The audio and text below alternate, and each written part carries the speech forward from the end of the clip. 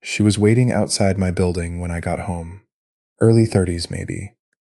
Charcoal coat, perfect posture. The kind of stillness that isn't calm, it's control. Mr. Rourke. Do I know you? Not yet. She smiled, polite and empty at the same time. My name is Sophia. I'm not interested. You will be. She glanced at her watch. Mara collapsed outside the courthouse 40 minutes ago. She's being taken to St. Agnes right now. My stomach dropped through the floor. That's not. 3 missed calls on your phone. Check it. I did, she was right. My hands went cold. It could be a trick, I said, mostly to myself. It could be, Sophia agreed. But if it isn't, I didn't let her finish. I was already running for my car. She hadn't lied about the calls. She hadn't lied about the hospital either. Mara really was there, pale but conscious, low blood pressure and exhaustion, and 2 weeks of not sleeping finally catching up to her all at once. Nothing life-threatening.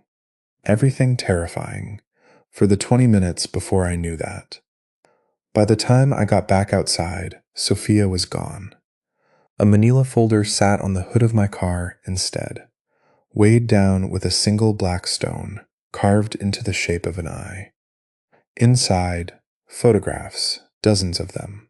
Me at 11 at a Little League game my father missed because he was chasing a story. Me at my father's funeral, age 19, standing alone at the back because half the town believed the retraction, not the reporting. Me at my wedding 4 years ago, a photo taken from an angle no guest could have had. Every year of my life, apparently, someone had been standing just close enough to remember it. On the last photograph, handwriting. He watched you the way he watched your father. He wanted to know if you'd make the same mistake twice. I called Theo from the hospital parking lot. Voice low, Mara asleep 2 floors up. There's a name I need you to run, I said. Sophia, no last name. Works for someone connected to Whitfield Dynamics, but not Victor. Not on payroll, I don't think. That's not much to go on. There's a symbol. An eye, carved into black stone. She left it with a folder of surveillance photos going back 20 years. Theo went quiet for a second. 20 years, he repeated. Alex, that's before the ledger even existed as a product. Before Julian had the money to run surveillance on anyone. I know. So, whoever's been watching you your whole life wasn't working for Whitfield Dynamics 20 years ago. Whitfield Dynamics didn't exist yet. I looked up at Mara's hospital window. Then who were they working for? Neither of us had an answer, not yet. Grace met me at a diner. 3 towns over from the city, the kind of place with vinyl booths and a bell over the door chosen. I understood. I asked it without ask, because nobody who mattered would ever look for either of us here. I hadn't seen my sister in 6 years. She looked older in the way people look older when they've spent that time working instead of living. Sharper around the eyes, thinner. A permanent crease between her eyebrows that hadn't been there at Dad's funeral. You look like hell, she said, which was apparently the family greeting now. Long week. She slid a thick folder across the table before I'd even sat down. I've been building this since the day he died, she said. Not Julian. Dad. I opened it. Newspaper clippings, some of the same ones I'd found in Julian's drawer, and dozens more I'd never seen. Court filings, FOIA requests, denied over and over, spanning 2 decades. A hand-drawn org chart that looked uncomfortably similar to the one in my black envelope. Except older, the ink faded. Some names I didn't recognize, crossed out in red instead of silver. Dad wasn't wrong about the story that ended his career, Grace said. He was 20 years too early, with none of the tools he needed to prove it. A network. Not a company. Older than any single company. People who realized, before anyone else did, that controlling what gets believed is worth more than controlling what gets built. Julian knew this, I said. There's a note in his private files. He said Dad found them 20 years too early. Grace's face went very still. Say that again. I did. She reached into her bag and pulled out a photograph. Old, creased down the middle from being folded and unfolded too many times. Our father, maybe 30 years old, standing outside a building I didn't recognize.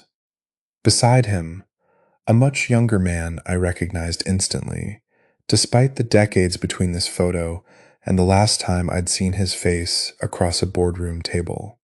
Julian Whitfield. They knew each other, I said. Before either of them was anyone, Grace said. I found this in Dad's old storage unit 2 years ago. I've spent every month since trying to figure out why a future tech billionaire was standing next to a small town reporter the year before that reporter's career got destroyed. And Grace's voice dropped low enough that I had to lean in to hear it. I think Julian tried to warn him. I think Dad didn't listen. And I think Julian spent the rest of his life trying to become powerful enough to finish what our father started, and ran out of time before he could. I thought of the note in the hidden drawer. I ran out of time before I could tell his son the truth myself. He said almost exactly that to me, I said, in writing. Grace closed her eyes for a moment. Then whatever's inside that black envelope, Alex, it isn't an inheritance. What is it? It's an apology 20 years too late. Elena called the next morning, warm and careful, the way she always sounded right before something happened. I heard about Mara, she said. How is she? Resting. She'll be fine. I'm so relieved. A pause, timed just a little too well. Alex, I want to help you. I know this last week has been overwhelming, and I know Julian didn't make it easy on you, leaving things the way he did. You could start by telling me who Sophia is. Silence brief enough that anyone not listening for it would have missed it entirely. I don't know that name. She left a folder of surveillance photos on my car, 20 years worth. That's concerning, Elena said, in the exact tone people use when something isn't concerning to them at all. I'll have security look into it. Don't act. I mean it, Elena. Don't have anyone look into anything for me right now. Another pause, then softer, almost gentle. You should be careful how paranoid you let yourself get. People start to notice, and once people notice, it becomes very easy for a company like ours to make a public narrative out of a man who seems unstable. It wasn't a threat. It was worse than a threat. It was a preview. By that evening, the preview had become real. A financial blog, small, obscure. Exactly the kind of outlet nobody questions the sourcing of, published a piece titled, Who Really Benefits from Julian Whitfield's Death. It quoted, sources close to the family. It mentioned my father's discredited journalism career, framed not as tragedy but as pattern. Like father, like son, chasing conspiracies for attention. It included the photograph from my wedding, the one taken from an angle no guest could have had, now captioned as if I'd leaked it myself to build sympathy. By midnight, it had 40,000 shares. By midnight, the ledger had made sure of that. Mara found me staring at my phone in the dark. They're doing to you what they did to him, she said quietly. Not a question. I know. Alex. She sat down beside me, took the phone gently out of my hand. I need you to promise me something. What? That you won't go quiet this time. That's what he did. That's what let them win. I thought about my father, 20 years ago, sitting alone in a newsroom that had stopped returning his calls, convinced that if he just stayed patient, stayed careful, stayed quiet enough, The truth would eventually defend itself. It hadn't. I won't, I told her. I meant it. I just didn't yet understand how much it would cost to keep that promise. The board called an emergency session 4 days later. I wasn't invited. Mara was. She still held inherited shares, even after years of refusing every seat offered to her, and she insisted I come anyway. They can throw you out, she said. But they can't stop me from bringing a guest. Victor's face, when we walked in together, told me exactly how much that technicality was going to cost us both. This is a private session, he said. I'm a shareholder, Mara said. He's my husband. Sit down, Victor. The room was glass on 3 sides, the city spread out below like something being watched from above rather than lived in. 12 board members. Elena at the far end, unreadable as ever. A single empty chair at the head of the table where Julian used to sit. Victor stood. I've called this session, he said, to address a growing concern about the integrity of information currently circulating about this company and about my father's death. You mean the article you planted, I said. I mean the article suggesting my late father's own son-in-law may have had motive to accelerate an inheritance he was never supposed to receive. The room went very still. That's not what happened, I said.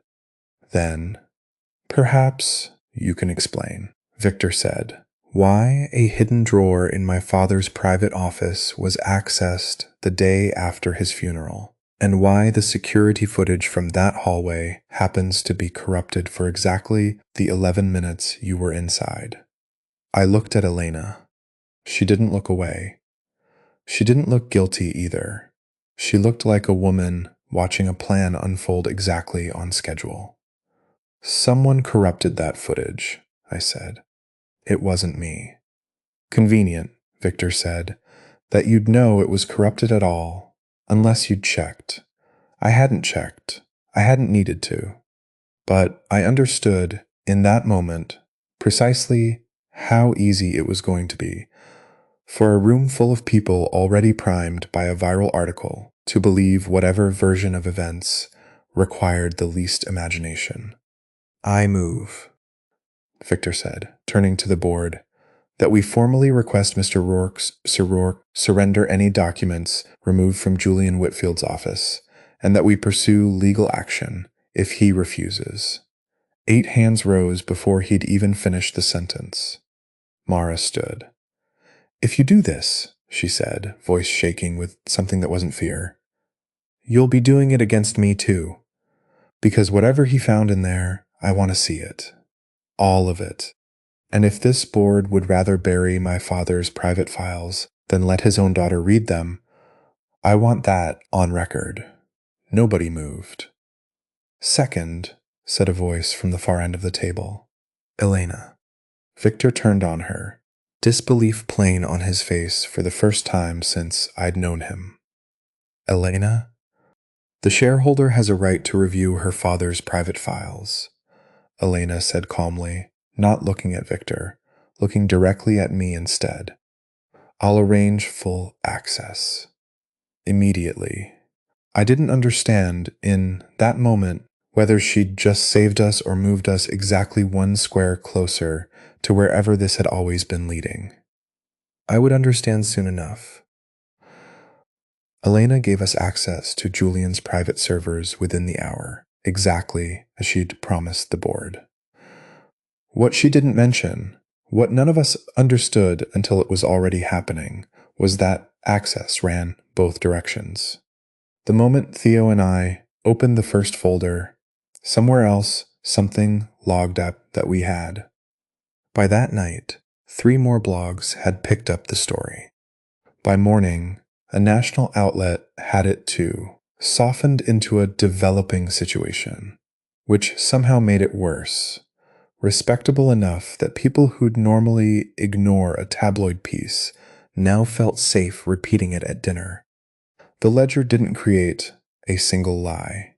It just decided, 1,000 times a second, which true and half-true fragments of my life to put in front of which person, in whichever order, made the story land hardest. By the time I tried to post the actual documents, the hidden drawer, my father's clippings, the photograph of Julian and Thomas Rourke standing together 20 years ago, the post reached 400 people before quietly stopping. Not deleted. Nothing so obvious. Just deprioritized. Buried under everything else the algorithm had decided people would rather see.